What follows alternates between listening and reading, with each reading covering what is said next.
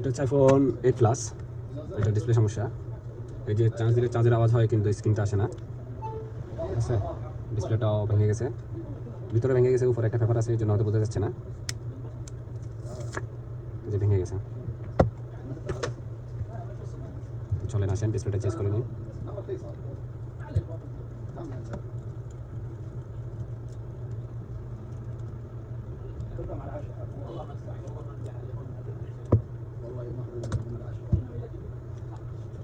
iPhone 15 Pro Max এর কাজ করতে তো ঝামেলা হয় না, যত ঝামেলা হয় iPhone 6, 5, 6, 7, 8 এগুলো কাজ করতে যত সমস্যা।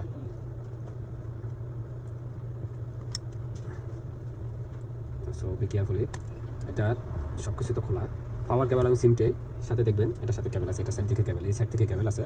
তো খোলার সময় অবশ্যই বি কেয়ারফুলি খুলবেন, কারণ আইফোনের ক্যামেরা সেন্সর এগুলো একটু কেয়ারফুলি খুললে বেটার, সবগুলোই ভাঙা,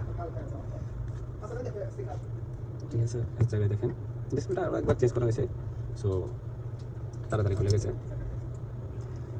এখানে হচ্ছে ডিসপ্লে এবং ব্যাটারি কানেকশন, আর এটা হচ্ছে এয়ার স্পিকার এবং ক্যামেরার কানেকশন। তো আমরা এয়ার স্পিকারটা খুলে ফেলি, এটা কোনো সমস্যা না।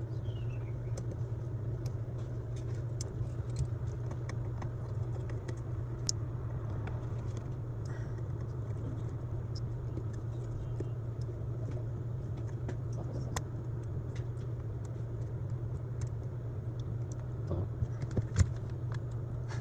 এই অপশনটা এয়ার স্পিকার ক্যামেরা এই বেসটা খুলতে এবং ফিঙ্গারপ্রিন্টের বেসটা খুলতে হবে, মানে হোম বাটন।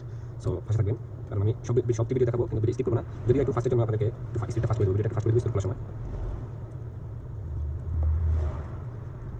আমি স্কুল করার সময় ভিডিওটা ফাস্ট করে দিলাম, তো আপনারা বুঝতে পারতেছেন। আমি সম্পূর্ণ ভিডিওটা দিব, কারণ এই মোবাইলগুলো অনেক ধরনের সমস্যা, এটা হলো স্কুল খোলা লাগে।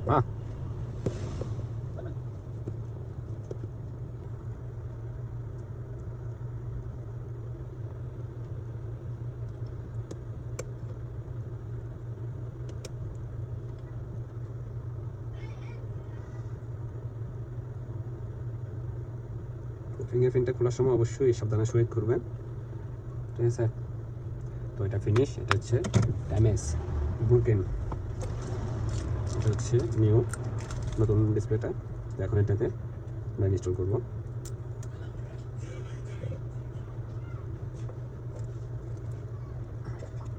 আইফোনের ডিসপ্লেগুলো চেক করা লাগে না, আমি এই পর্যন্ত যতগুলো লাগাইছি কোনোটাই চেক করি না।